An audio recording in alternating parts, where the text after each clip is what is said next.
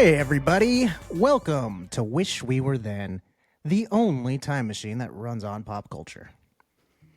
Here on Wish We Were Then, we are taking a look back through the calendar years, landing on a different year every week, and we take a look at the top songs, the top movies, top TV shows, news stories, all sorts of good stuff, fast food, alcoholic beverages, you name it, we might touch it. Who's this we that we speak of? The royal we. Hello, guys. I'm Mark. There's the other half of the we. I'm the other half of the Wish We Were Then podcast. Doing good, Right. man. I'm excited for this year. I think it was a lot of fun stuff going on this year. A lot of iconic things that I think we're setting things up for the rest of the decade that we're in. I agree wholeheartedly. I think that's a very astute observation about this one here. Well, let's see. I'm going to go ahead and set the stage a small bit here for the year we're about to jump into. This year ends in a 1, ladies and gentlemen, meaning it is the start of a new decade. We're officially done with the old one. I think years like this, right at the start, at the top of the decade, they hold a pivotal role in defining how the next decade is going to be. Is this going to be a year that comes in like a shotgun blast and says things are different than they used to be? Or is this going to be a year that says, hey, we still got some of the stank of the past decade lingering around?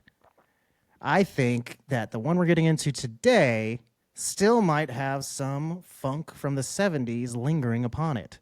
Today we are talking about the year 1981. Like I said, a fun year. A lot of interesting news stories. A lot of things going on pop culture wise, TV, movies. This was a fun year. Food. A lot of different food items came out. Yeah, there's some cool food stuff. I can't wait to jump into it. I expected this actually to be a bit more of a tonal shift from the 70s. I think there was a lot more that held over in terms of some of the pop cultural stuff that we'll get into. Some things felt a little older than I would have expected. But it did start setting the tone for that. I mean, the 80s is so drastically different from the 70s, you know? Yeah, but I mean, and you this see really- you see the transitions now. Yeah. I see them more clearly. You know what I mean? It's not just such a hard line anymore. Yeah, and that's how In I think my I mind. always that's how I always used to view it, was like it's decades were these, you know, distinct blocks of time that was like the 80s felt like this, the 70s felt like this. And you know, there's a difference in like early 80s, whatever, but I think actually getting in and examining this stuff, you can see how quickly it feels like nowadays pop culture changes every couple months, or, you know, the shift, you can watch it happening in real time because of social media. And when you're just looking at stuff from a long time ago and you don't have the context of it or the frame of reference, you know, there's less differentiation between things. So, well, let's go ahead and take a look at this stuff a little deeper here. First off, we're going to jump into some general news items, kind of set the stage, what was going on in the world at the time. Right at the top of the year, January 20th, new president sworn in. Ronald Reagan becomes the 40th president of the United States, and Bush Sr. is his vice president. The start, I mean, that's a defining thing right there for sure. Oh yeah, definitely a huge change, especially away from Carter. I believe was before him, so it was just like kind of like what we did from Democrat to Republicans or Democrat to Republicans, but that was just like a big swing in the other direction at that time. Yeah, for sure.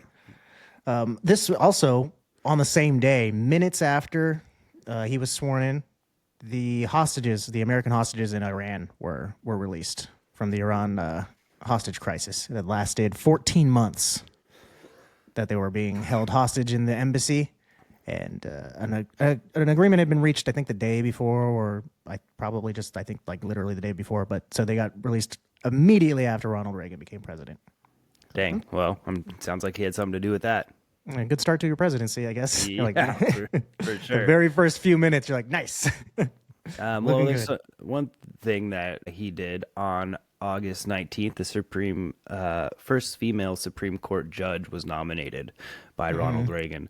The only real opposition to this were the abortion opponents. She thought, and I quote, the subject of abortion is a valid one, and in my view, for a legislative action, subject to any constitutional restraints and limitations. So she was willing to have it basically be state laws, you know, and not like, and if there was any constitutional arguments against it, that they were valid as well. So, but it should be subject to legislation. Okay, that's cool. So that was a big controversy at the time. Not everybody was behind it like they are these days. Yeah, that's an interesting choice from Ronald Reagan too. I feel like. I think us living in this time is there's a lot of negativity on any president. You know what I mean? I feel like that's what everyone focuses on, was like all the negative stuff they did, and especially people just pointed out, like, you know, you hear Republicans going, you know what Ronald Reagan did? You know what I mean? But you hear Democrats going, you know what Ronald Reagan did? Yeah. You know what I mean? Like, so those are the talking points. I feel like, because it's such a long time ago in politics that it's just hard to, people don't have those daily conversations about Ronald Reagan anymore, you know? Yeah. No, and it's, you know, it's a long time that you're in office, and each decision is going to be different. So I guess can't just assume that every decision is going to be the one you expect from the president or whatever. Yeah, like I said, or you align them with their party. Oh, he's a Republican. Yeah. You know what I mean? Yeah, that's definitely true. In June, in Los Angeles, the CDC reports that 5 gay men have a rare form of pneumonia that is only seen in patients with weakened immune systems. This is the first recognized cases of AIDS. The first man was out of San Francisco named Ken Horn, and he was diagnosed with Kaposius sacrama, but was later, the CDC came out later that year and re-diagnosed and retroactively named him the first AIDS patient in the United States. Wow, that's cool that you had the other piece of information there that I didn't have. So yeah, but it was all out of, you know, California. Yeah. It's a crazy thing that this just devastating disease popped up pretty out of nowhere and, you know, totally tears through one specific part of the population. You know, it's a little we could probably go into a rabbit hole on that yeah, exactly. for a long time. I didn't go and look through it. That was the only piece of information I got, because I know that me too. I struggle with how much to get into the big news stuff at the top, because I think it's important to set the stage. We always talk about that, but it's like, you know, this is more about fun stuff, really. You know, I'm not trying to get super in the weeds about political or bummer stuff. So yeah, anyway, I'm just gonna. Let's say I got one fun little news reporting piece. On April 13th, the Washington Post reporter Jane Cook was awarded the Pulitzer Prize for a harrowing article about an 8-year-old heroin addict. Whoa.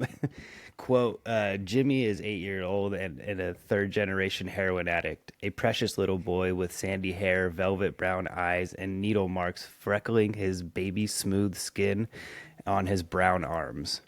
2 days later, the Post admitted that it had been a dupe, and Cook she resigned and then returned her Pulitzer Prize.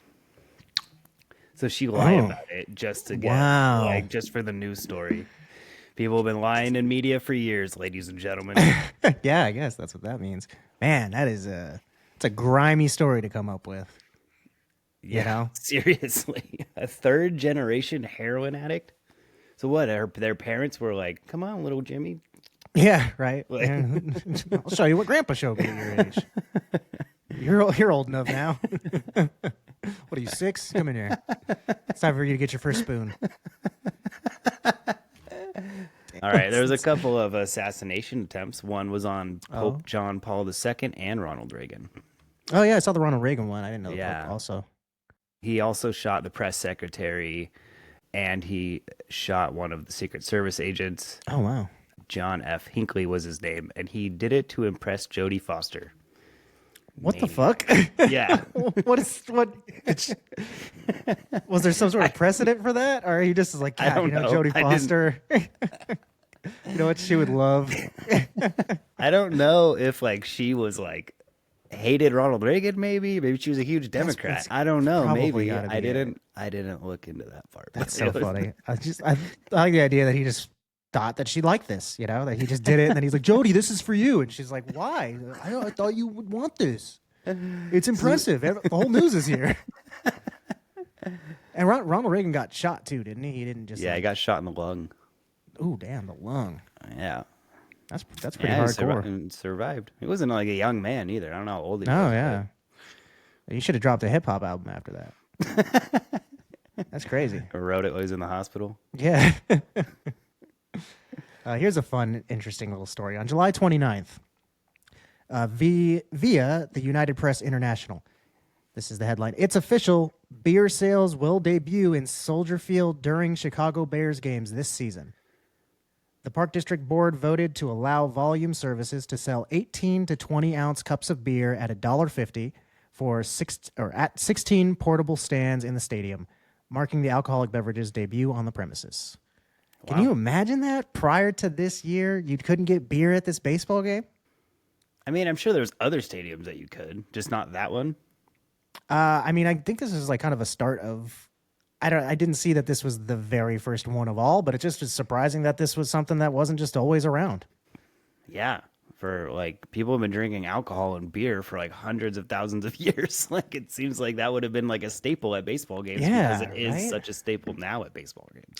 I wonder though if because it does this article. I mean, I read the whole article and everything, and it didn't mention. It just was, because it was an article from then. That's what was interesting about it. It was actually from 1981. That's cool. It was. I try to find those as much as possible. Yeah, it's always really cool when you find something like that. And yeah, I didn't mention. I kind of now I'm thinking. I wonder, based on the way that things were prior to the 80s. Like I can't picture people sitting around drinking beer really that much in like the 60s or 50s or something. Like maybe they had cocktails or something like that. I mean, there was definitely beer. Like the Egyptians drank beer. That's like what they paid their slaves in. Yeah, but I just think like the U.S. Kind of. Like, I feel like there was a lot wasn't there. Yeah. I don't know, when did Budweiser come out? Because I feel like that was like a first. Or yeah, Coors. you're right. I mean, like, it's been around for like forever. The 1800s at least. Yeah, yeah, and I mean the Pabst is from the World's Fair, 1891 or whatever, right? Yeah, I don't know. I guess it just wasn't like they just weren't thought of being hand in hand like they are now, I suppose. Yeah, I'm actually pretty interested. I got to look more into that because that's I got another food subject. The McRib was released for $1.69 at McDonald's. That's more than a cup of beer at fucking Soldier Stadium. I wonder if it was just. I didn't look. I wonder if it was just a sandwich or it was like a combo thing. I don't know. It probably was. I didn't look. I'm guessing it probably was just the McRib based on some of the other fast food things I saw that might indicate. Yeah. So I did a little research into it. So Roger Mandigo was an animal scientist that they found that used quote unquote restructured meat.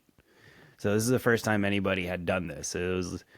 He had been working on it for nearly a decade, and he called it the trimmings of the animal, but they used like the organs and the skin and like pieces that they usually wouldn't use or eat. Yeah. Especially in America. But yeah, and then they would reform it, adding like salt and water and make it like the shape of the McRib. So that was like the first time anybody ever did that, but they do it all the time now. If you ever had a chicken nugget from anywhere, that's what they do. Yeah, it's actually pretty crazy that wasn't a process. I mean, I feel like that would have been around for forever, Yeah, but I guess it's just like getting the right amount of things. You know what I mean? Because it just tastes like liver or whatever. Like, yeah, that's so weird though. I wonder, is it still like that? I wonder. I'm sure the process is different at this point, but yeah, it's still the basic concept of a lot of way foods are made now. And it's like growing up, you heard that all the time about like hot dogs and bologna. That's what that stuff was, Yeah, but like bologna, like mortadella had been around for a long time. Right. That's like what bologna is basically. But I'm sure that's the same process. It's just a bunch of ground up meat stuck together and you know what I mean? Yeah, I guess this is just taking the offal and stuff like that and making something specific out of those, I guess. Have you ever had a McRib? No, I never have. I wanted to go get one just because I saw this. I don't even know if they're around right now. Right. They're annoying. It's like they leave and come back. It's stupid. My mom loves them though. And like as a kid, she would get one every time they came out. She'd get so excited about it. And like I think I might have tried a bite of it before, but they're very weird because I hated onions as a kid, and they're just like covered in raw onions and pickles. Those are the only toppings. And so it's like if I'm getting in without onions, it feels like it's not worth the money to pay for 3 ingredients, So I just wouldn't do it. I would do it just to try it, I think, because my dad. I would try it. Yeah, I would try it now because I don't mind onions. And the other thing that's weird about them is they have little bone shapes in them.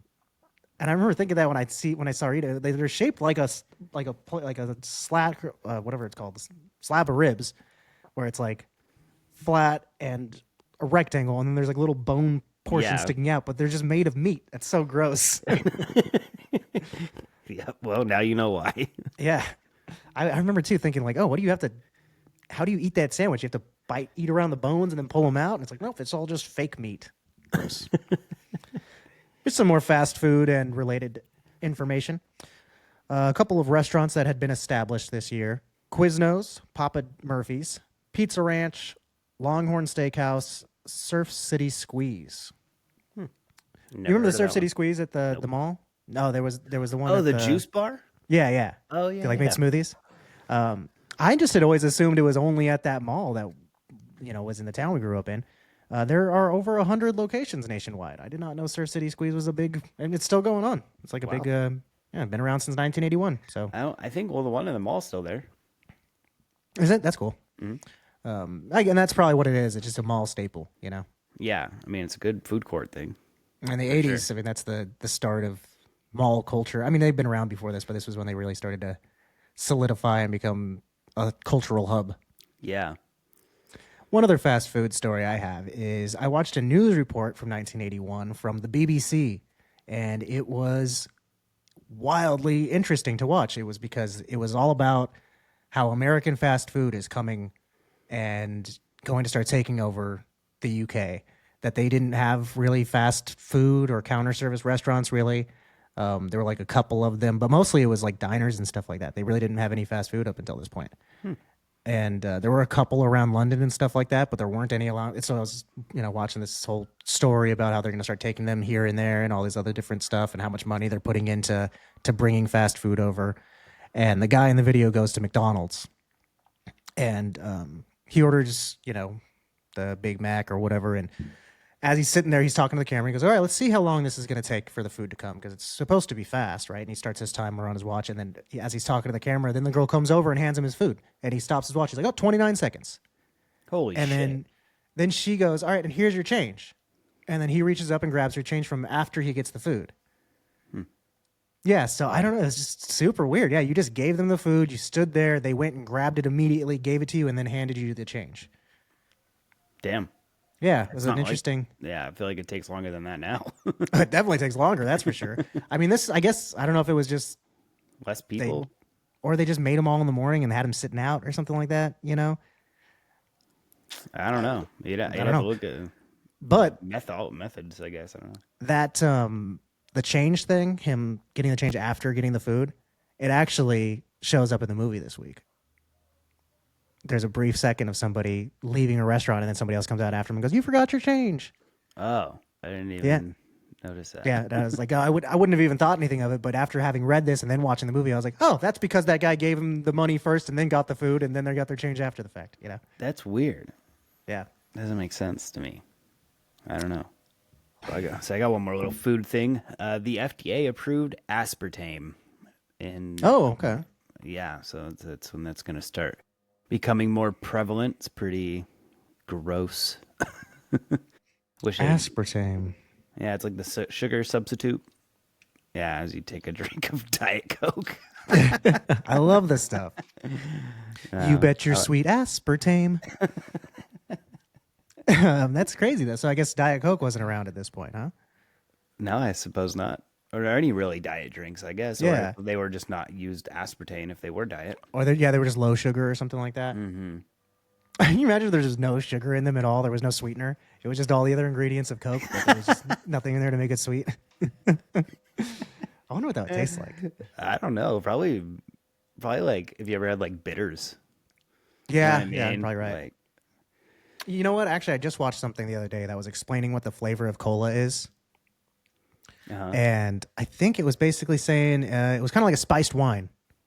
Like a sweetened spiced wine is basically what the flavor profile is it like fermented? I think it's just all the same seasonings and stuff that goes into that. Like it's based on a recipe for spiced wine, and then that was, without the wine, obviously, and stuff like that. Okay. Interesting. And then they sweetened it up with sugar and then later aspartame when they finally figured it out. When they got it right.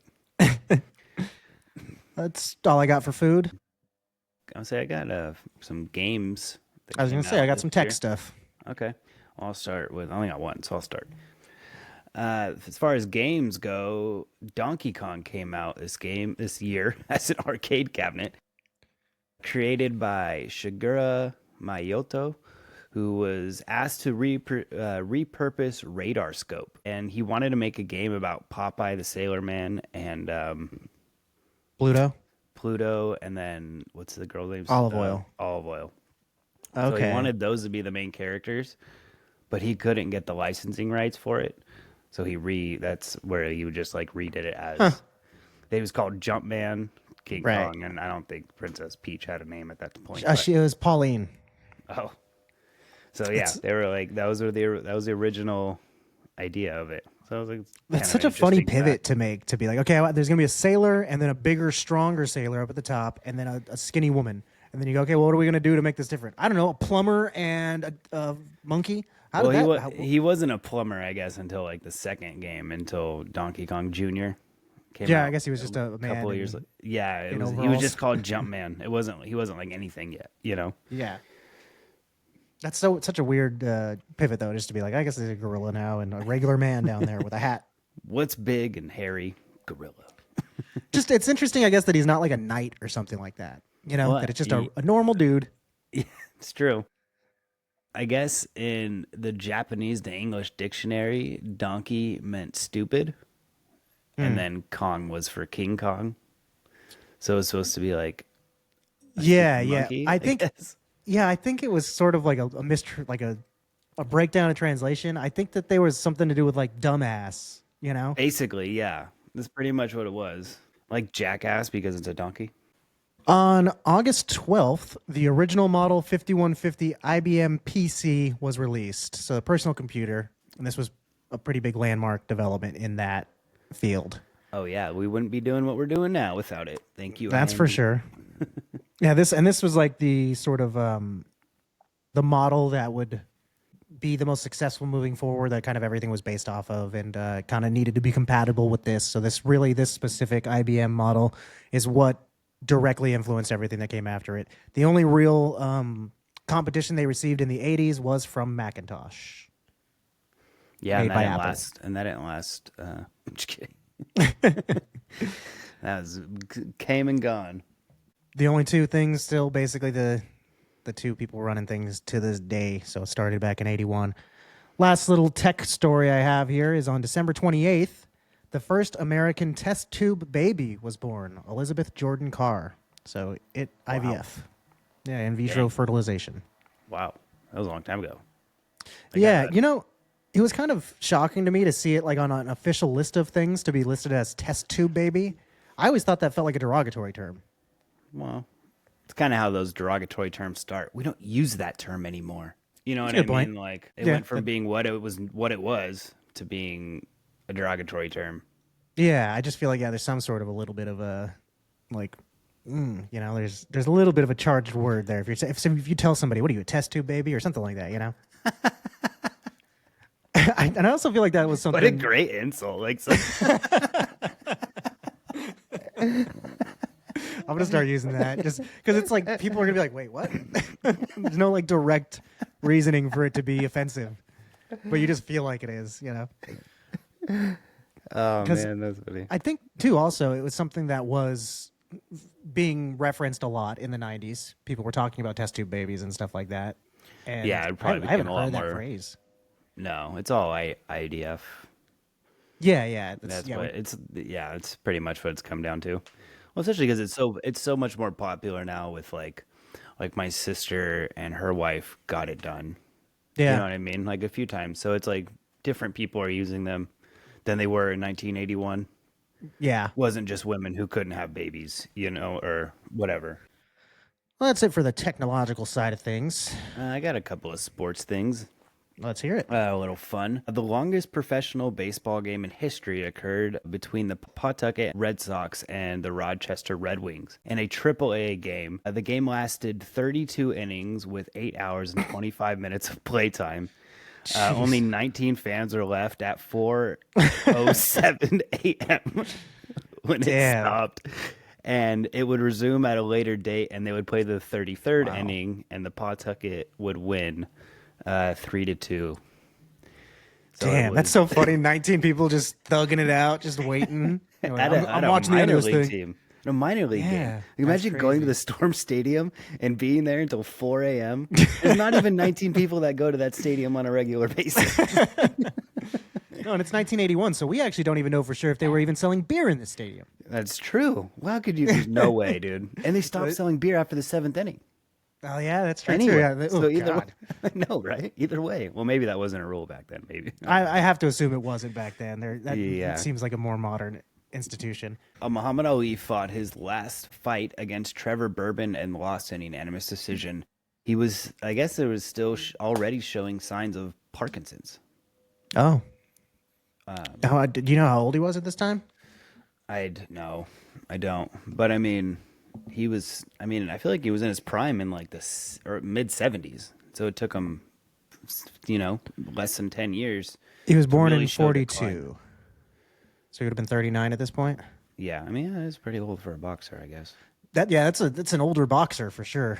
I mean, I can't imagine getting in there and fighting some dude 28 years old and I'm only 33. But I mean, that's a bummer that he lost. I mean, how many years was he getting constantly hit in the head? Yeah, like at least 2 decades since he was 20. You know what I mean? Yeah, for sure. It's a bummer that he lost. Also, especially that it's unanimous decision. It's not like just one person. Everyone was like, "Nope, you got your ass kicked, dude." Like, yeah, get out of the ring and never come back. Time to hang up the gloves, buddy. You're looking a little shaky out there. Ooh, I might cut that. It's a great joke. Don't cut that. All right. Got any other sports stories? No, that's it. All right, well, where do we watch sports? Typically, if we're not down there at Soldier Field drinking a beer for the very first time, we're watching it on the television. Let's jump into some TV information, shall we? March 6th, Walter Cronkite ended his 19-year career of hosting the CBS Evening News. 19 years. I mean, people full-on grew up with him on TV, you know? Like, you were born and then now you're an adult, you're in your own house and you're like, oh, well, he's still same thing that, you know. So he's still a prevalent name. Like 81, I wasn't born for another 11 years and I still know exactly who you're talking about. You know what I mean? How many other journalists or even TV news anchors can you say that about besides Ron Burgundy? I even feel like if you were talking about TV stars or something like that, you know? Like TV stars are that's something that fades away much quicker than movie stars, you know?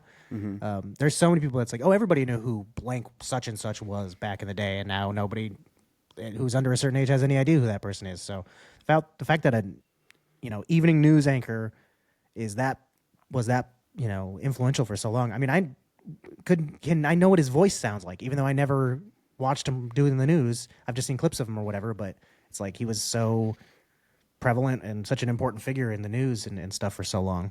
Yeah. And he comes up sometimes, in the past and stuff. Like if he said something about the Vietnam War, people listened. Mm-hmm. He was very respected. So 19 years. It's a long time. Oh, yeah, it is. Congratulations, Walter.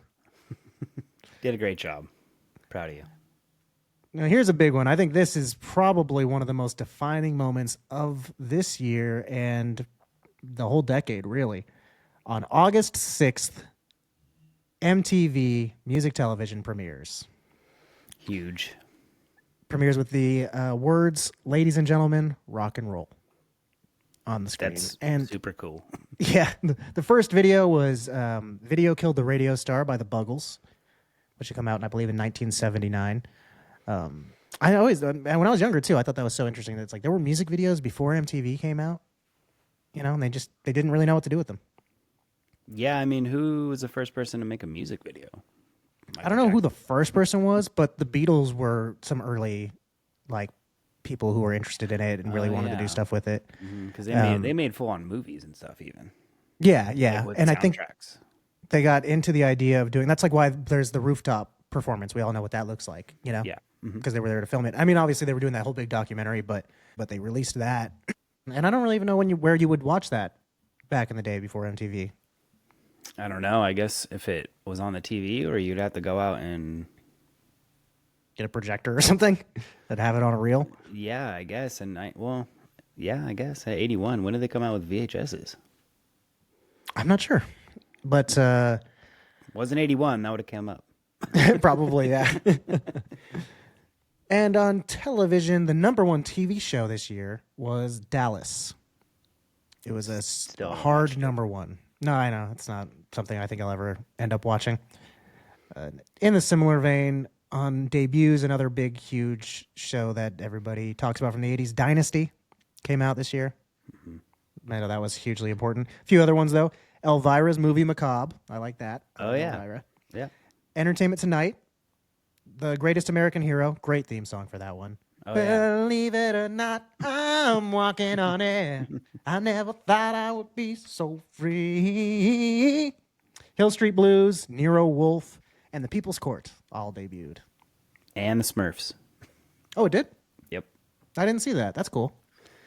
Neat. Yeah, that's funny. I feel like the Smurfs feels older to me than the 80s. I know they're always like referenced as being an 80s property, you know, like 80s kids love the Smurfs, and 81 is so early on, but I always assumed they were from the 70s. It's very much slower and drier than a lot of 80s cartoons when you think of He-Man and G.I. Joe and the Care Bears or whatever. Yeah, that's true. The person who wrote it also made the Jetsons. They didn't have like a huge, you know what I mean? Like, wasn't very lively like those other shows you just named either. So it kind of fell in the same vein, I feel like. Yeah, but I mean, the Jetsons does feel old, you know, when compared to everything else. Like, and I always thought the Jetsons, especially because of the similarities between the premises and the fact that they would cross over a lot. I always assumed the Simpsons, the Flintstones and the Jetsons were made by the same people. I mean, they were both Hanna-Barbera, but. So yeah, I could see that for sure. But I would never have thought to lump the Smurfs in with them, you know? Yeah. I could picture the Smurfs interacting with the Jetsons, but not with the Flintstones. But they're going to have to eventually. Yeah. We got to get them all together. Well, apparently the air's too polluted for them. They'd all be dead in the Jetsons. Oh, yeah. That's why they live in the clouds. Yeah, it's a fun fan theory if you haven't heard it. I mean, it pretty much would be like, yeah, what other reason would there be for the reason that they're in those tall... buildings? Yeah, all the buildings are on huge stilts, and it's just like a normal-sized house, like 1,000,000 miles up, is because like the ozone or the atmosphere is all destroyed and toxic and stuff, so they have to live above the sky. And really, like I said, once you actually think about that, you're like, well, I guess I can't come up with any other reason they would be up there, you know? Yeah, I don't know. Unless it's just like a dystopian hellscape below. It's like, it's not that it's polluted. It's just right under the cloud line. There's like the tops of buildings, and there's dudes just like throwing each other off. And it's like how all the people dealt with Jesus coming back. They just built everything above the clouds. There's demons and stuff down there roaming below. It's like down below. It's the what do you call it? I don't remember the name of what is it called when Jesus comes back? Revelation. Is that what it is? No, I don't. Second Coming. I don't know. I can't think of the that's name. pretty much what it is. Okay. All right. I'm done with television. Got anything else? Nope. Okay. Let's jump on over to up next on the show here. We're going to look at music. And the way we do such a thing is we will talk about the top 5 songs that hit the Billboard charts at the end of the year. Top 5 performing charts. And then we'll get into some other stuff afterwards. A little bit here and there. Why don't you go ahead and start us off? All right. At number 5, we have Jesse's Girl by Rick Springfield, written by Rick Springfield. The song was about a guy's girlfriend that Rick went to a stained glass class with. And he said he wrote it out of quote-unquote sexual angst after coming back after hanging out with them one day. The guy's name was Gary, but he said that didn't ring very well, so he changed it to Jesse's. That's very, very funny. It was, don't you know I wish that I had Gary's girl? God, it's so funny. It just makes Rick Springfield seem like such a little shit, you know? Right? Like the song is already like, yeah, I know, right? The song is already like, all right, you fucking jerk. Leave your homie's girlfriend alone, Stop. Like, you don't have to be that enamored with her. Let her go. And, well, already, okay, fine, you can be unrequited love, but just to hear the story, and it's like he just went home and he's like, oh, I'm so horny. I got to do something. Sat there and penned out a song. Oh, it's not working. This hit the Billboard charts on March 28th, but it took 19 weeks to hit number one. Yeah. It's a fucking long time. You just put out a thing, and you're like, okay, my song's doing moderately well. And then, like, a big portion of the year passes. You think that song is going to fade away, and then it just climbs up to the top. Yeah, be sweet. Good for him. Mm-hmm. It was number one on August 1st, the day that MTV launched. So I think that's a cool thing to have under your belt. You were the number one song in the world when MTV was first on air. That is pretty cool. If only if it was for that week and the next week, but still, you got it, Yeah, uh-huh. So it spent 2 weeks at the top. It did win a Grammy for Best Male Rock Vocal Performance. Oh, and this was a really cool story about the stained glass class and the girl. Rick Springfield went on Oprah and told the story about that. And he said, he said this girl probably has no idea that the song's even about her. And so Oprah's people, they went and tried to track down the girl.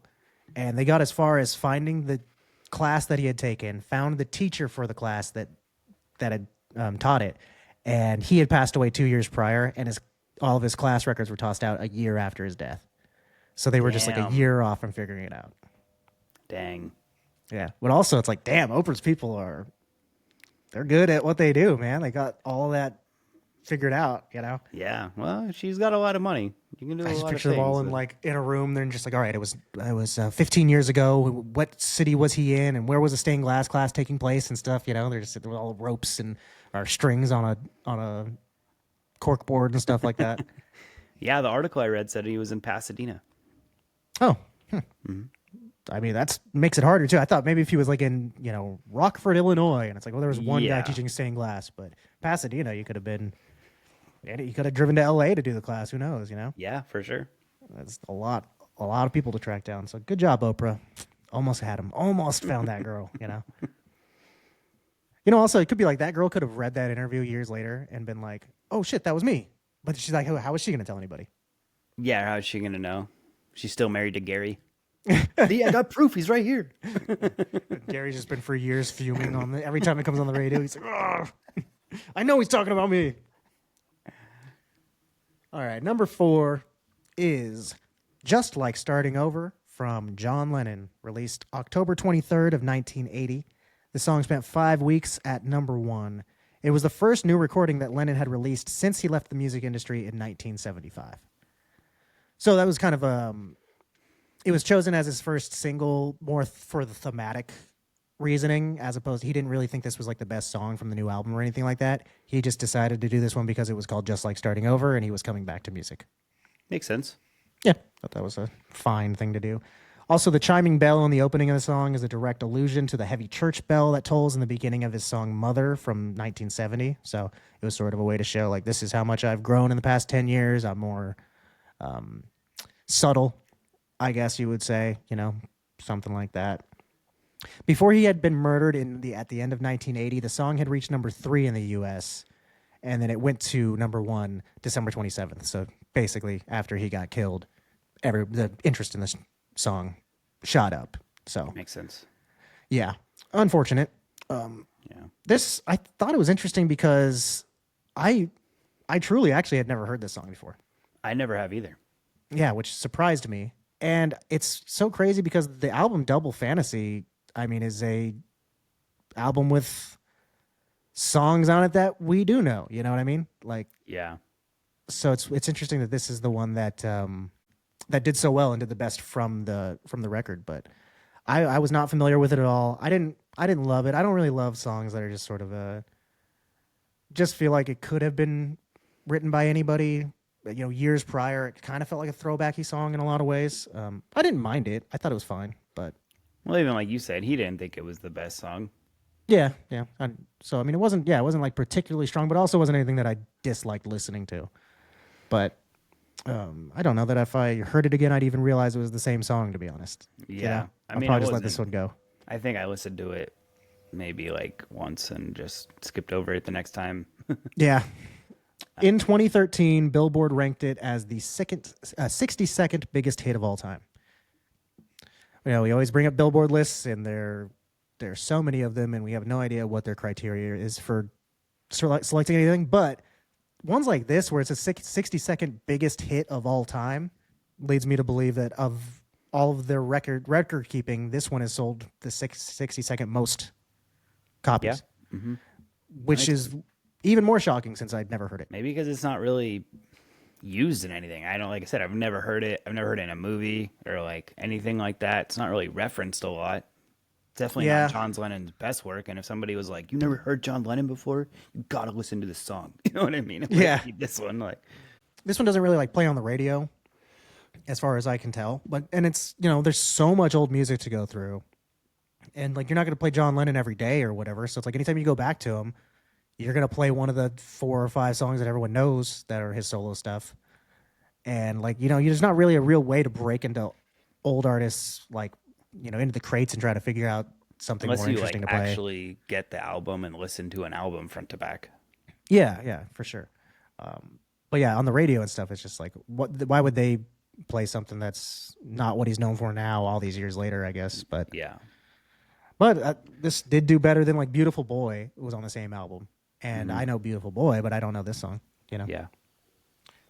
All right, well, let's move on to number 3. Number 3 is Lady by Kenny Rogers, written by Lionel Richie.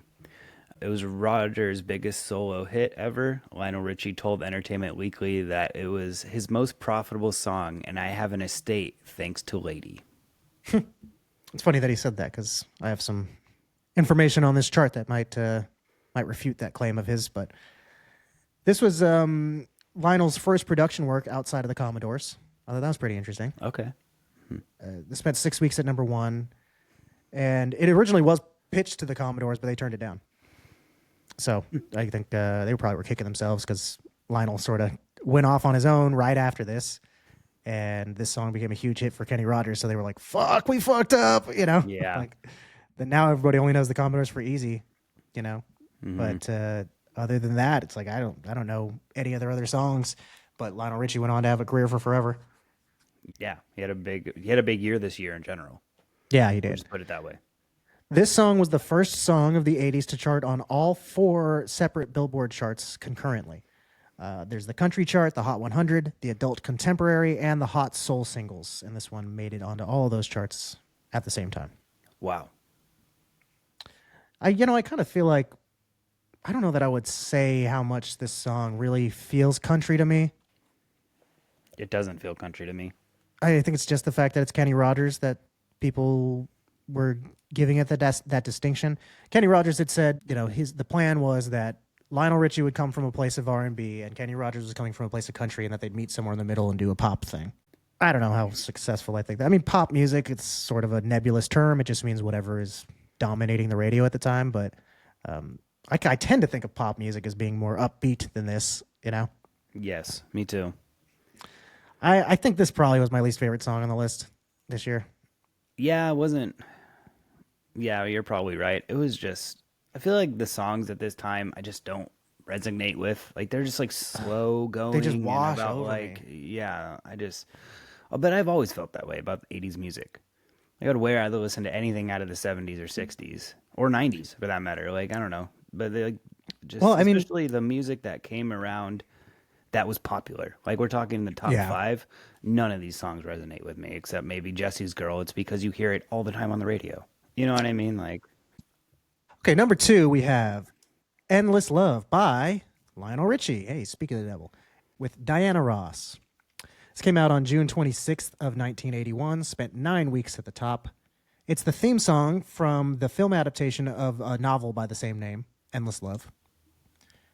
I've never seen the movie.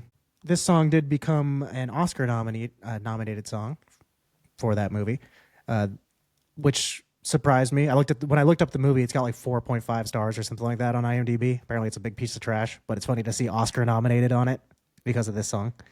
Huh? Yeah, it's always funny. There's some weird movies can get an Oscar somewhere weird, and it's like Norbit was nominated for an Oscar for like the makeup or something like that. It's just very funny to imagine walking around a supermarket and seeing a DVD copy of Norbit and it says like Oscar nominee. Yeah. This song became the most successful duet of the rock era. And when I looked that up, rock era just is 1950 to 2000, basically. So just the time when rock and roll was important and popular. Makes sense. I could see the fall off after that. Oh, yeah, for sure. I thought you meant about this being the most popular one. Oh. This is both artists' best charting single. Dang. So when I'm talking about Lionel Richie saying that he made the most money off of Lady, it's like, well, Endless Love came out the same year and did better. But maybe overall, although I think Endless Love is also a song that I've heard way more in my life than Lady. Yeah, for sure. Maybe So it was it was a song that like he didn't do. Like he wrote it, gave it to him, and was like, "Cool, cash grab." You know what I mean? Yeah. Maybe in his eyes, that's how it went. They said, yeah, it makes sense. It's just pure money. It was like a job for him. Yeah, he. Well, speaking of making it a job, they had to record it at 3:30 a.m. in Reno, Nevada, where they could both meet at one time because their schedules are so clashing. That's crazy. Richie flew from LA to do it. That's cool. It's a very Hollywoody kind of thing. It's like the only possible way is we meet in the middle of the desert at 3:30 in the morning. Otherwise, I just can't do it. So yeah, I mean, talk about it being work. Yeah, it definitely was more so than Lady. It's funny too. You think about recording and stuff like that, and it's just like, oh, a person sings, they sound like this or whatever. They have the ability to sing, but it's just like anything else, where your environment and like how you're feeling and stuff all plays into it, and how you're going to sound on that day. So recording at 3:30 in the morning after flying in a plane in the middle of the night cannot be an easy task. So they both sound really good for it being what had to have been a little bit of a difficult recording session. Yeah, that's true. They said it only lasted 2 hours though. So I mean, damn, they must have just nailed it for first. Yeah, a couple pros, I guess. Huh? Yeah. Mm-hmm. This spent 3 weeks at the top of the Hot 100, the R&B, and the adult contemporary charts. So 3 of the 4. It was the most weeks at the top of those charts for any duet of all time, and the 3rd of any song of all time. And Billboard named this the greatest duet of all time. I just said of all time so many times in a row, but it's the greatest song of all time, I guess. I guess so. Well, it's the greatest duet. That's for sure. Of all time. Okay. Let's get into number 1. All right. It is Betty Davis Eyes by Kim Carnes. Carnes? Carnes, I would guess. Carnes. Written by Jackie D. Shannon and Donna Weiss. In 1975, they wrote it in a 1920s style, like jazz. And it was... I like the Jackie D. Shannon's version better. Really? To be honest. Yeah, it was... I think I just like that kind of music more as like bluesy, jazzy, like song. I was very shocked when I heard the original. I was like, it's so crazy when you take a song and like really expand on it that much. I feel like it's way easier to take a song and like strip it down. You take a big produced song and then you do the acoustic version or whatever. But to build on an old song is always really crazy to me. Take this because like the original song's pretty bare bones. I mean, it doesn't have a super strong identity of its own. I mean, it's sort of because like a lot of that type of music, the sort of boppy, bluesy sort of thing is like it's also similar to me that I don't listen to that much of that type of stuff. But to then take something like that that's sort of the kind of building blocks of a track or whatever, like scales and stuff like that, and then to morph it into something that was so different was pretty crazy, I thought. It spent 5 weeks at number 1, then got usurped by Stars on 45, which I don't know if you heard that on the list, but it's a funny thing to have taken over the top spot for a week. And then Stars on 45 was number 1 for 1 week. Betty Davis Eyes came back and did 4 more weeks at the top, so a total of 9 weeks non-consecutively. Did you look up Betty Davis? Or do you know what she looks like? Yes, I've seen pictures of her. I had to look it up, and I was like, she doesn't have pretty eyes. They're kind of far apart and like weirdly, placed on her face. I don't know if that's a good thing. I think. You know what I mean? Well, no, it's her movies and stuff. I mean, she had. Well, she was a pretty lady. Don't get me wrong. Well, it's like she did a movie called Whatever Happened to Baby Jane, and she's also in All About Eve. But Whatever Happened to Baby Jane is a movie that's like very, it's very melodramatic and it's very a lot of like conveying a lot of extreme emotions and stuff. So I think that's what she was known for. So it's like her eyes were the thing that drew people in because she had these huge, giant, expressive eyes. So it was like she was scared and stuff like that. Makes sense. Yeah, this actually is my favorite song from this year. I love it. I already loved this song. I really love new wave from the '80s, and I was surprised this one was so early in the '80s, and also that it was number one. I didn't know that. I didn't know it was as popular as it was. No, I wouldn't have guessed that either. Like I said, it is a fun song though. Yeah, this she actually turned it down initially, Kim Carnes, because she didn't like the demo of it. And the keyboardist Bill Cuomo came up with the synthesizer riff at the beginning of the song, which is like what makes this song what it is. Yeah. And so it's like, good job, he did that. They only took 3 takes of the song, and the first one was used without any sort of overdubbing. Wow. Betty Davis was 73 when the song became a hit, and so she wrote a letter to Carnes, Weiss, and DeShannon, thanking them all for making her part of modern times. Aww. And that she said that her grandson was impressed with her now. Like, that's funny. She's like a legend in Hollywood. You were a really bad grandma. My grandma gave me candy and strawberries, and I was like, fuck yeah. I don't respect you, grandmother. I have an Oscar. Not until Kim Carnes has to say anything about you. And then when the song did so well, Kim Carnes sent a gold and platinum record to Betty Davis, and she displayed them proudly in her home. Oh, there's a kind of a sweet little story there. And here's, just to cap it off, one stupid little Billboard list that this one's on. This is number 12 on Billboard's top 100 songs in the first 50 years of the chart. I always love the ones where they're like qualifying with more numbers. It's not just like of all time, like within the first 50 years. Like, hey, I'll go. There's too many songs to look over here. Yeah, don't look past that.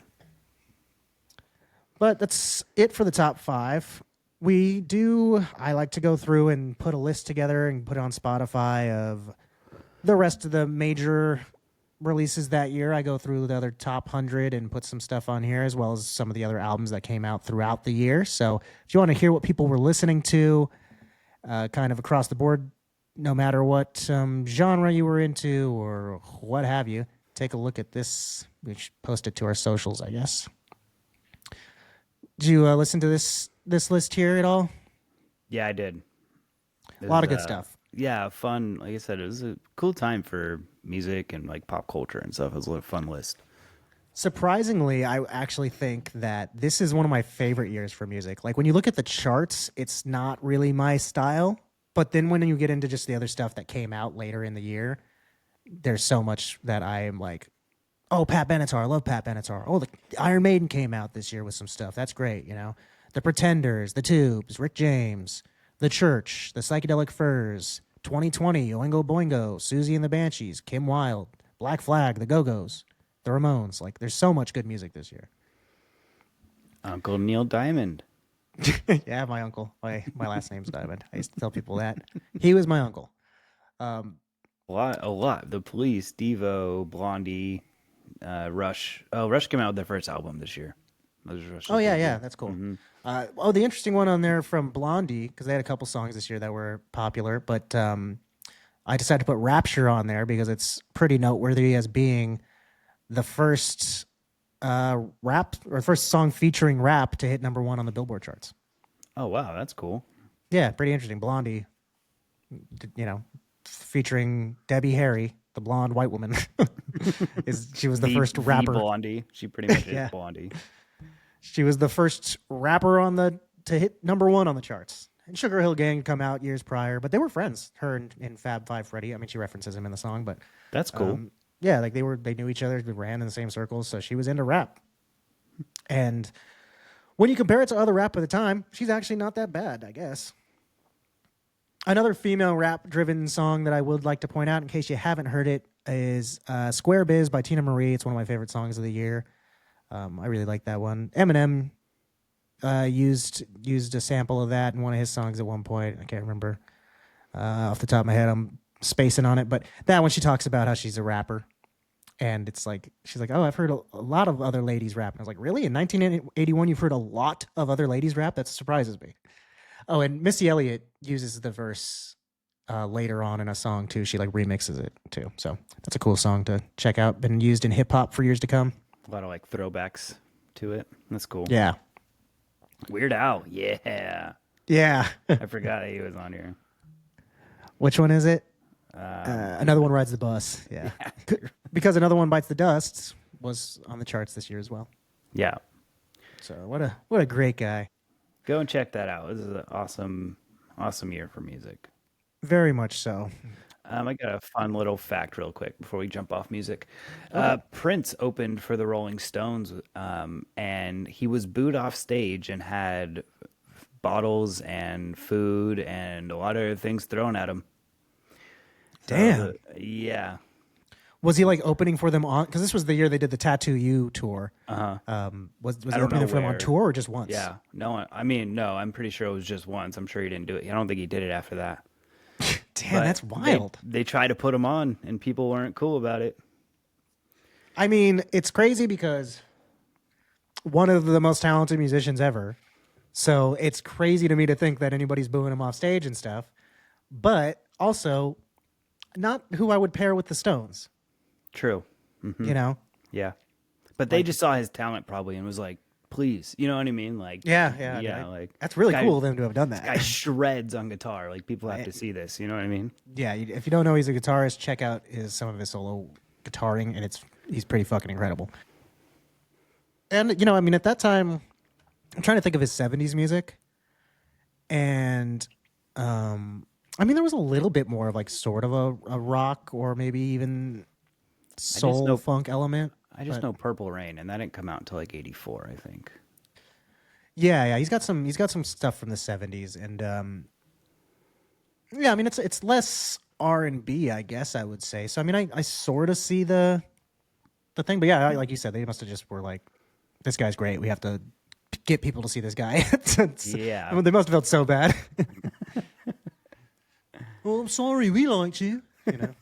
You're doing great. Keep at it. Come with us on tour. It'd be great. Okay. Anything else to say about music? Nope. That's all I got. All right. I'm going to go ahead and turn off the radio here. All right. Hey, bro. Gotta stop using those ham radios. And now I'm going to turn on the movie projector. I'm taking a Foley class. So anyway, we're going to go to the movies now. Take a look at what was number one at the box office for the year of 1981. This is always a bit of a trick to figure out exactly what was number one at the time. That's the important part here. Because this year, what was released, and what you'll find out a lot when you're looking online trying to figure out the top movie of the year, Raiders of the Lost Ark does come up a lot. But during the year of 1981, Superman 2 was the top movie. Indiana Jones went on to make more later, but Superman 2 was what everybody was seeing during the year of 81. So that's what we decided to watch. This opened on June 19th of 81, had a budget of $54 million, which was the most expensive ever at the time.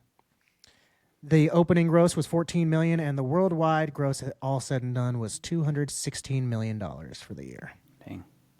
Yeah, a lot of money for the in-year grosses. Yeah. And it was directed by Richard Lester, which is a big point of contention that we'll get into in a little bit here. I'm also just going to mention now, Richard Donner is uncredited, but also directed this movie almost completely, but his finished portion of the movie is only around 20%. It's a screenplay by Mario Puzo, David and Leslie Newman, based on a story by Mario Puzo. Quick little recap or synopsis here. Superman agrees to sacrifice his powers to start a relationship with Lois Lane, unaware that 3 Kryptonian criminals he inadvertently released are conquering Earth. Had you seen this one before, Mark? Nope, I haven't. But when I put it on, I thought I put on the wrong movie because we've already seen the first one doing this show. Mm-hmm. So I was like, hold on, this is familiar. Am I watching the wrong movie? What's happening? And then it was like a recap of the first movie, which I thought was cool because it led like directly into the second. It's still, you know what I mean? Mm-hmm. Like they almost like knew that there was going to be a second Superman when they made the first one. Yeah, they did. So I thought that was cool. I thought that was a cool. Yeah, I like the way that they did do the opening credits. They just have like basically a whole recap of the first Superman, like all with the audio muted, but you see like him talking to Lois Lane at the Daily Daily Bugle, the Daily Planet.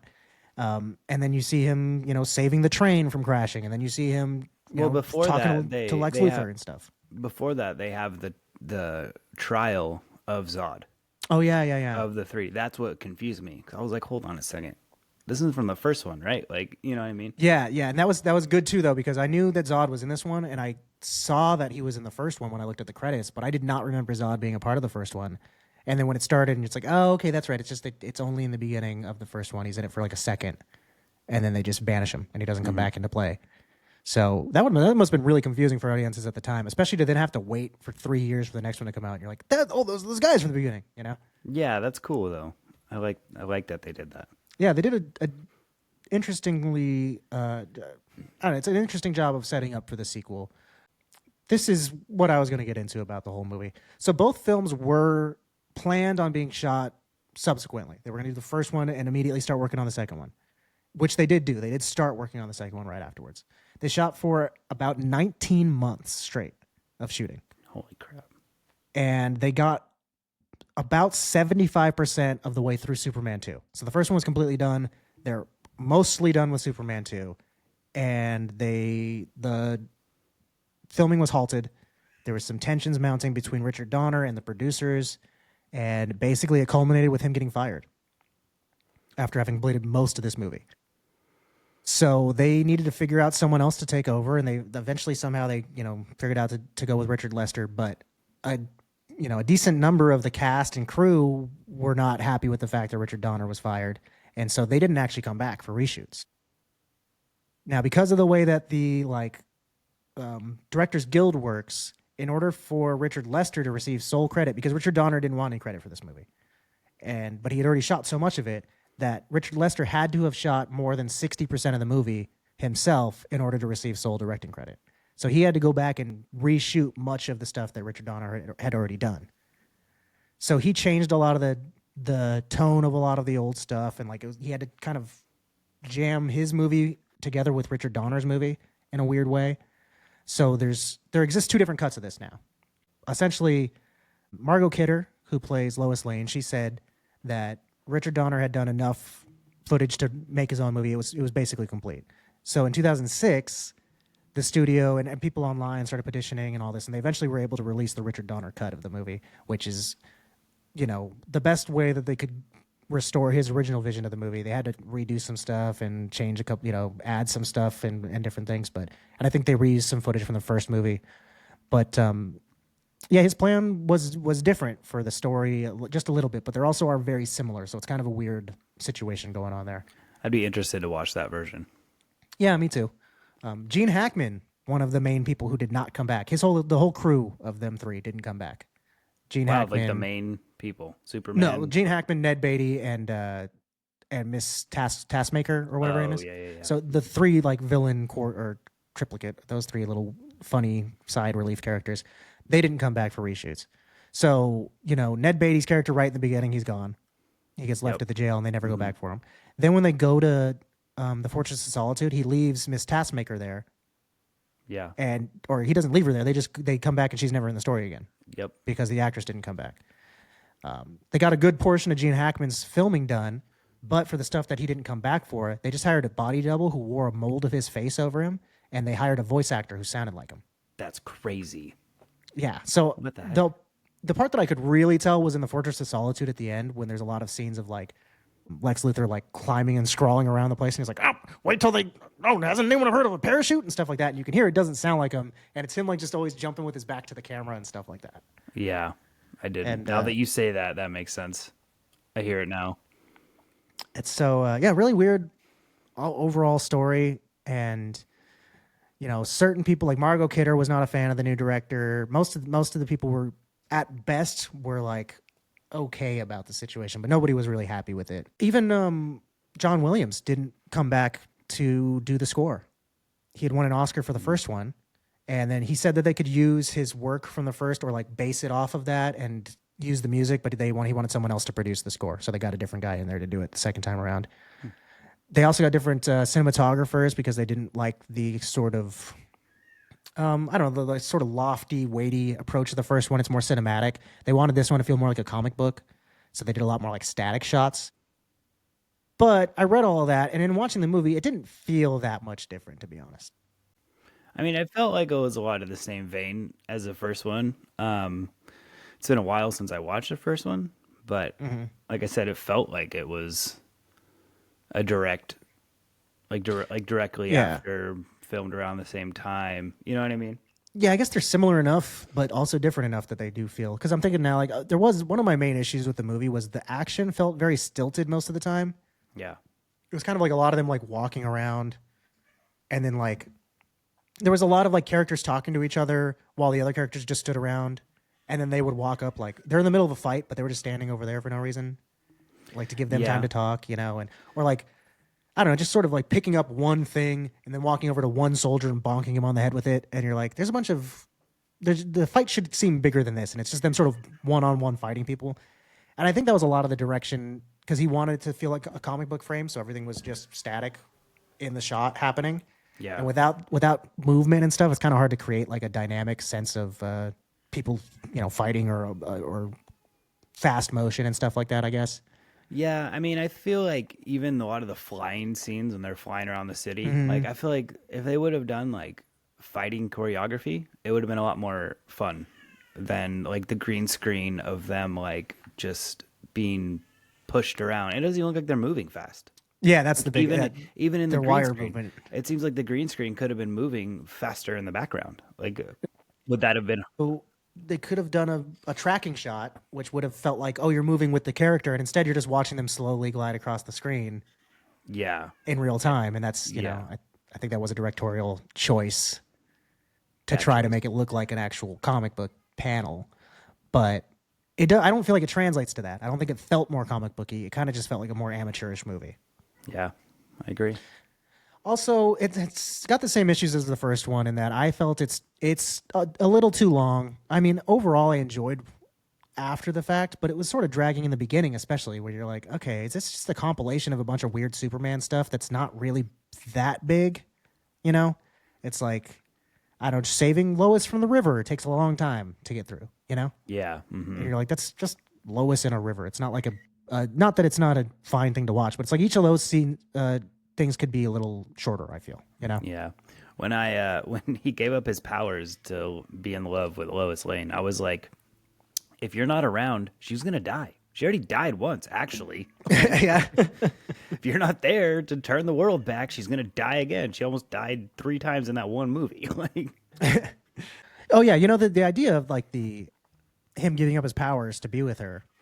It's funny because that's a lot of this movie, I guess, too. It's old enough and early enough in the realm of superhero movies that all this stuff had to have felt fresh to audiences back then. But that idea, it's like all of it felt very, trite at this point. Like, oh yeah, we're well aware of this whole storyline of like this person's going to give up their powers, and this one really, it sort of is just that's what happens. He gives up his powers, he comes back and he goes, oh, I shouldn't have done that. He goes back and gets them back right away. Like it's not really that big of a point of the movie, Yeah. It's not like, but it reminds you like Spider-Man 2. He loses his powers and stuff, and then he's trying to get him back for so long. But it's like a central part of the movie for a good portion of time, as opposed to this, which where it did feel like it was central to the plot, but it happened so late into the movie that, I don't know, it just sort of feels like the whole first part of this was a different movie, and then the second part of it was something else, Yeah. One of my favorite parts is when Lois goes, your disguise was so good. Yeah, I think that I don't know if they threw that in there to try to like legitimize this and go like, no, look, really, she really was confused. Or if it was supposed to be like kind of a winky joke of like, oh wow, your disguise was so good. Like, obviously audiences are like laughing at that in the theater, I'm sure. Yeah. Because it's pretty ridiculous. I mean, that whole subplot is pretty stupid. It'd be one thing if they didn't like work together, if it was just a girl he knew or something, or if she wasn't constantly being saved by Superman. But it's just obvious, tried in a very well talked about territory there. But it's pretty silly that she has to say that. An interesting thing about the release of this movie is that producers released it at peak movie going times in different countries, as opposed to just releasing it worldwide at one point. And that means that it showed up in different places at drastically different times. It started Thursday, December 4th, 1980 in Australia, and then 6 months later, in June, it came to the U.S. Huh. So it wasn't just like a couple weeks or something, but a whole full half a year that Australians were watching this movie, and it was not in America. I wonder why they did that. Just because that was the best times they wanted to maximize their profits everywhere. Gotcha. So they just thought, okay, this is the peak movie time for Australia. We're going to release it there. And on Thursday, I thought was interesting. I guess most people see movies in Australia on Thursdays or something. I don't know. But I think that's something you see a lot, in the coming decades. You see a lot of kind of strategic rollouts of movies and things like that. And this seems kind of early on for them to be doing such a choreographed release schedule. Worked out for them.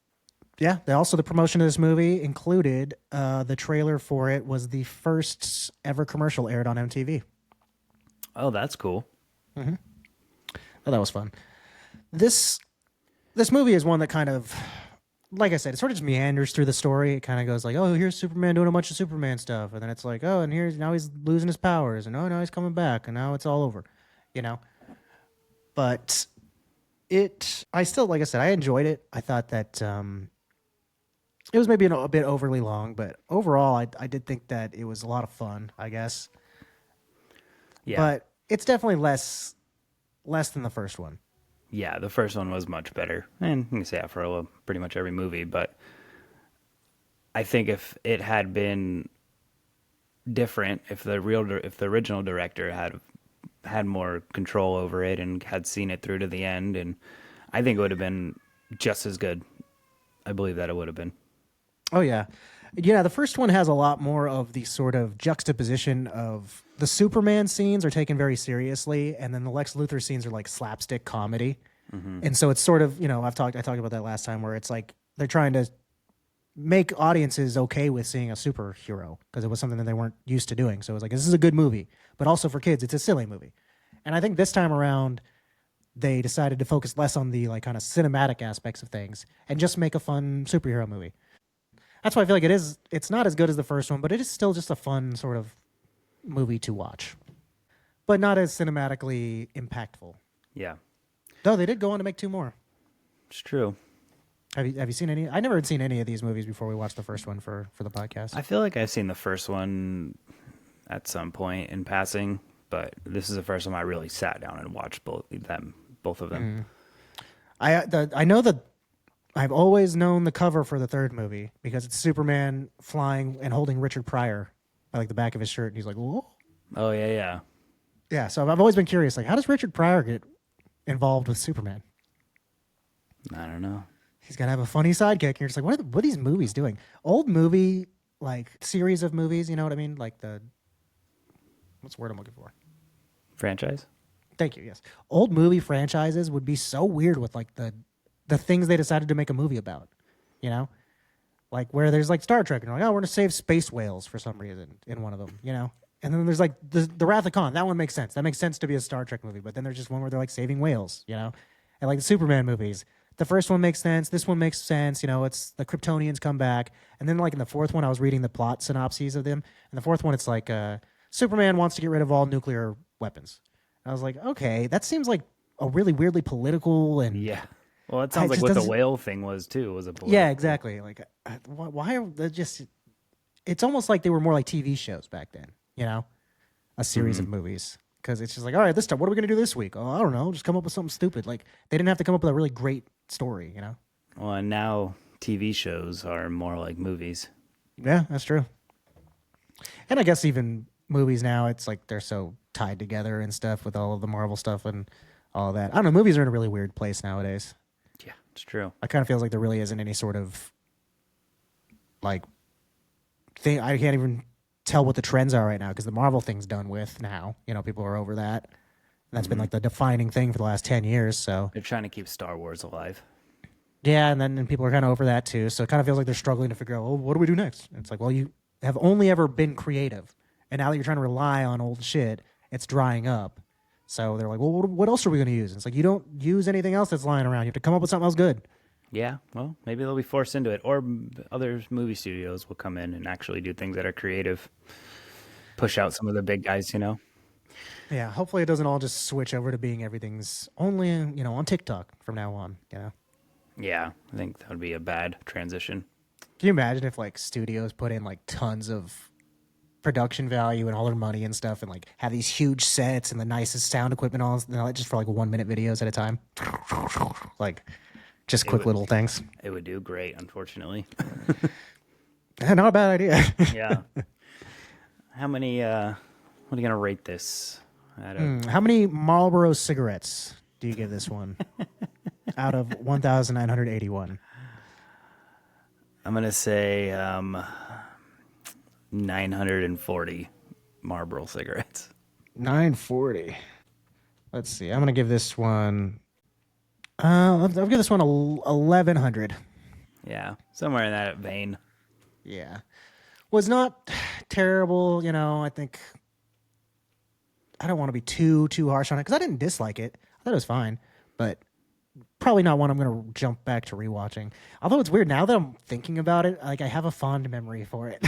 Like I remember the scenes in like the little town where the General Zod is destroying the town, and it's like watching it is kind of boring, but now remembering it is fun. You know what's funny is that actor who plays General Zod, he just kind of Yes. plays that person all the time. I didn't realize it was him like I at didn't first, realize and then yeah. when I saw his name in the credits, I was like, Terrence Stamp? And then I was like, oh my God, that is him. That's crazy. He's so young comparatively. Yeah. He was like 40 at the time, but But yeah, he still has that like demeanor. the same. And, Yeah, he's just yeah. only ever done that his whole Yeah. life. That's so cool. I always love actors like that. Like you said, yeah, he's always. Actually, I was surprised because typically he's very like, he chews the scenery a lot. I feel like Terrence Stamp. He's very like, very big and grand a lot of the time. A lot of his roles are so whatever. And this was so stoic. Yeah, this was Yeah. just him always. And I thought he did a good job. I thought he looked pretty cool. Like, No, it was cool. yeah, even though it was did a sort of good job. dorky, it was like he somehow pulled it off in a way that it made it work. I thought the big dumb Kryptonian was like, God, I hated that he was involved in this movie. He didn't have a Oh, single he can't line. I don't think talk. yeah. Yeah, they said he couldn't talk in the beginning, and then throughout the rest of it, I kept going. Like quickly, I realized, yeah, it's supposed to be that he's making weird, like monster noises throughout it, but they did it just. It was just edited in a way that it didn't like seem like it was coming from him. But I did realize halfway through that he's like, those types of Yeah. noises and stuff. I was like, oh, this is so lame. Just take that out. So, okay, that's it for Superman 2. But other movies came out this year. Up top, I love horror movies. Yeah, The Evil Dead, Scanners, My Bloody Valentine, The Howling, and An American Werewolf in London. Big year for werewolves. Friday the 13th Part 2 and Halloween Part 2, which I got a shirt on of. Yeah. The specific one, the second one. That's cool. Both Halloween and Friday the 13th were like kicking off and then about to start doing the franchise thing, Yeah. Mm-hmm. The Burning is a really cool one. Check out if you like campy stuff. A couple good comedies. You got Cheech and Chong's Nice Dreams, Oh yeah, it's a good one. Porky's, Caveman, stars Ringo Starr. I've had that one on my list for forever and just haven't watched him. I've never seen it. I've seen Porky's years ago. Yeah, I watched that when I was like in high school. History of the World Part 1 from Mel Brooks. That's a good one. Mm-hmm. Cannonball Run, Stripes, Arthur, and Time Bandits. All a bunch of good comedies from the time. Escape from New York. Action movies. We got Escape from New York is a great one of my favorites. I didn't even think of that. Escape from New York and Halloween 2 came out this year. So big John Carpenter year also. Oh yeah. Raiders of the Lost Ark, Clash of the Titans, and For Your Eyes Only was the James Bond outing of the year. I don't Which think I've seen that actually, one. this I'm almost positive that it's a Roger Moore James Bond movie, which I thought was funny because in the like small town where the sheriff and the deputy are first confronting Zod and crew.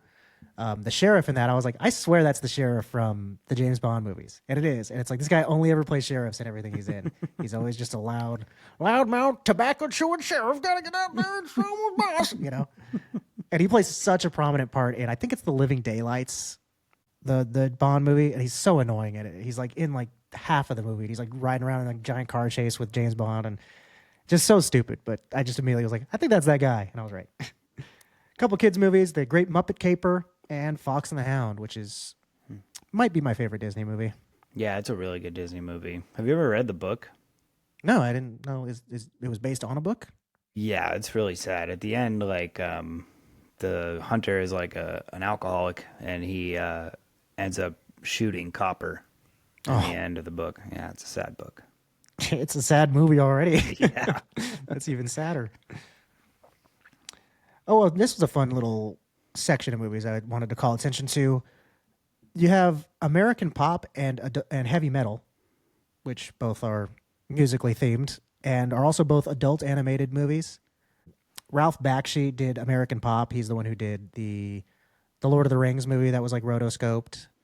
If you've seen that one from the 70s, the cartoon. And also Fritz the Cat. I really love his stuff. I haven't seen American Pop, but I've seen a lot of his other movies, Wizards, and a lot of his different stuff. I think I've only seen the Hobbit show. I think that's from the 80s. Yeah, there's the cartoon version of That's it, what I've and I seen. think that one's Rankin Bass. Yeah, but it the is. one That's what I've seen. Yeah, he did, and then they also I think did, or maybe a different company did, Return of the King from those early ones. But the original Lord of the Rings, where it shows mostly the Fellowship and then part of the Helm's Deep stuff, that one was Ralph Bakshi. And if you haven't seen that one, check it out. It's super fucking cool. Okay, I'll check it out. It's really awesome. And actually, everyone should check that one out because it's really, really criminally underrepresented in how much it influenced Peter Jackson's movie. Like, he lifted a bunch of shots directly from this movie. Okay, cool. Things that are like, yeah, I guess, it was described in a book and stuff, but the way everything's framed out and the pacing of everything and everything else is like, he 100% just took stuff from this movie. Not in a real way, yeah. terrible way, but yeah, he was super heavily influenced by it. So it's an important one. And then heavy metal is, I love that movie. It's one of my favorites. It's like the basis of that South Park episode where he's sniffing cat pee and flying around on the giant thing with the girl with the big beads. Yeah. Mm-hmm. That like world is from heavy metal. Heavy metal. And I love that thing. It's like a lot of sci-fi stuff and swords and sandals type of things and just really cool. All set to like Judas Priest and Black Sabbath and stuff like that. Definitely recommend as well. That's all I got on the movie front. Cool. Which means that I'm at the bottom of my notes, folks. I think we've done it. I think we went straight through 1981. All right, well, what do you think we should take with us and leave everything else in the dust? Everything else turns to dust like Spider-Man in Robert Downey Jr.'s grasp. You know what?